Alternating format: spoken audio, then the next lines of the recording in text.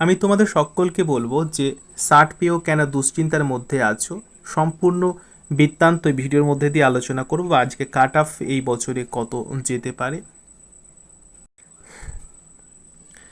আমি তোমাদের সকলকে বলবো যে প্রথম থেকে শেষ পর্যন্ত অবশ্যই ভিডিওটা দেখবে। যদি না দেখো তাহলে বুঝতে পারবে না যে 60 পেয়েও তোমার কলেজ পাওয়ার নিশ্চয়তা আছে কি নেই। কাট অফ কেন দিনের পর দিন হাই হচ্ছে, অর্থাৎ এর আগে আমরা দেখেছি 23-এ যা ছিল, 24-এ কিন্তু এর চাইতে বেশি কাট অফ যাবে। কিন্তু কেন, কী কারণে, আর কারণটা এক এক করে আমরা কিন্তু অ্যানালাইজ করব। ঠিক আছে, দেখো আমি যেটা প্রথমেই বলছি যে কাট অফ কিন্তু অবশ্যই এবারে হাই যাবে, কারণ 60 পেলে তোমরা কিন্তু সেফ থাকছো।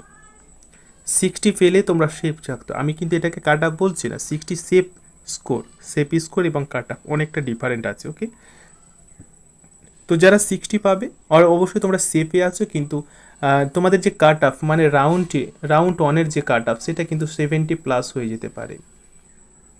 রাউন্ড ওয়ানের যে কাট অফ সেটা 70+ চলে যেতে পারে। কেন যাবে সেটা অবশ্যই সকলে বুঝে গেছো, কারণ মোবাইল নিয়ে এই প্রসেস যতদিন না বন্ধ হবে, মানে তোমরা দেখো 70-80 এটা রাউন্ড ওয়ানে দেখতে পাচ্ছ, বা পাবে যখন কাউন্সেলিংয়ের রেজাল্ট হবে তখন। কিন্তু দেখবে যে 2025-এ আরও বেশি কাট আপ যাবে। কেউ পড়ে 80%, 90% মার্ক নিয়ে আসে, অনেকে পড়াশোনা করে 80%, 90% নিয়ে আসে। আবার অনেকে আছে যাদের টাকা রয়েছে আর কি, যাদের টাকা রয়েছে তারা 3-4 লাখ টাকা দিয়ে প্রশ্নপত্র কিনে নিয়ে 80, 90, 100 পর্যন্ত তারা মার্ক নিয়ে আসছে। অস্বীকার করার কিছু নেই। তোমরা অনেকে দেখেছো, অনেকে জেনেছো, অনেক এমনও ক্যান্ডিডেট হতে পারে যে তাদের কাছে হয়তো কোনো কারণে অফারও এসছে, কিন্তু টাকার প্রবলেমের কারণে এরকম অনেকে আছে যে দিতে পারেনি। আচ্ছা, তোমরা এটা স্বীকার করছো না, করো না বলো, যে এই যে মোবাইল নিয়ে এই যে পরীক্ষার যে সিস্টেম সেটা হচ্ছে কি হচ্ছে না, আগে বলো। আগে তোমরা কমেন্ট করো, হচ্ছে কি না, হচ্ছে তো নাকি? তোমরা আশেপাশে অনেক দেখেছো, তোমাদের অনেকেরই বন্ধু বান্ধব দেখেছো যারা আদৌ পড়াশোনা করেনি। তোমরা জানো যে তোমার বন্ধু বা বান্ধবীটা কেমন পড়াশোনা, তারপরেও তাকে দেখছো যে নার্সিং করছে, তাকে দেখছো যে নার্সিং করছে। ঠিক আছে, তাকে দেখছো নার্সিং করছে, তাহলে এর মানেটা কি? আচ্ছা, একটা ঘটনা তোমাদেরকে ছোট্ট করে বলি, ভালো করে শোনো। দেখো, আমি বলছি যে আমারই পরিচিত একজন নার্সিং করে। ঠিক আছে, সে এখন সেকেন্ড ইয়ারে নার্সিং করছে, সেকেন্ড ইয়ার। ওকে, সেকেন্ড ইয়ারে করছে। আমি বলছি না সে বিএসসি করছে কি এএনএম জিএনএম করছে, আমি এটা তোমাদের বলছি না, কিন্তু ধরে নাও সেকেন্ড ইয়ারে আছে সে। সে বলছে যে ফার্স্ট ইয়ারে যারা অ্যাডমিশন নিয়েছে, অর্থাৎ 2023-তে যারা অ্যাডমিশন নিয়েছে তাদের অনেক আছে মানে লজ্জার কথা সবচেয়ে হচ্ছে কি বলতো, তাদের অনেক আছে যে অ্যাড্রেস বানান ঠিকঠাক লিখতে নাকি পারছে না, অ্যাড্রেস বানান ঠিকঠাক লিখতে পারছে না, বা পেশেন্ট তাদেরকে বানানটা লিখতে বলা হচ্ছে, এই পেশেন্ট বানানটাও তারা ঠিকঠাক লিখতে পারছে না। তো আমার পরিচিতি সেই সেকেন্ড ইয়ার স্টুডেন্ট বা সেই মানে পরিচিতি মানে ছাত্রীটি আর কি জানাচ্ছে, দাদা এরকম হচ্ছে, মানে অ্যাড্রেসও লিখতে পারছে না, পেশেন্ট লিখতে পারছে না, কিন্তু আবার সে রাউন্ড ওয়ানে পেয়েছে। রাউন্ড ওয়ানে মানে বুঝতে পারছো তো, 70-80% সে নাম্বার সে পেয়েছিল। তো একটা স্টুডেন্ট 70-80% নাম্বার যদি পায়, তাকে কত পরিশ্রম করতে হবে তোমরা তো বুঝতে পারছো। যারা দিন রাত পরিশ্রম করে, যারা 60+ পেয়েছো, দিন রাত পরিশ্রম করে তোমাদের প্রত্যেকটা সাবজেক্টে যথেষ্ট নলেজ রয়েছে বলে 60 পেয়েছো। কিন্তু দেখো যারা 70-80 পেয়েছে, যদি সে লিগালি হয় তাহলে কিন্তু প্রখর ও তার তীক্ষ্ণ কি থাকবে, ট্যালেন্ট থাকবে। কিন্তু যে একজন পেশেন্ট বানান পারছে না, অ্যাড্রেস বানান পারছে না, তাহলে সে কি বলো, সে পড়াশোনা করে পেয়েছে না মোবাইলের মাধ্যমে পেয়েছে? অবশ্যই মোবাইলের মাধ্যমে পেয়েছে।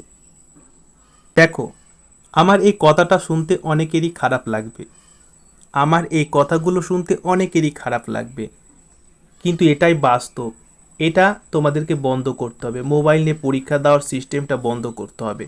আর যখনই দেখবে এই সিস্টেমটা বন্ধ হয়ে গেছে, আমাকে একজন কমেন্টে বলছিল কি বলো তো, যে যখন শপিং মলে যায়, মানে কোনো পোশাক কেনাকাটা করতে, তখন শপিং মলে একদম খুব কি বলবো, খুব সিরিয়াসলিভাবে চেক করা হয়।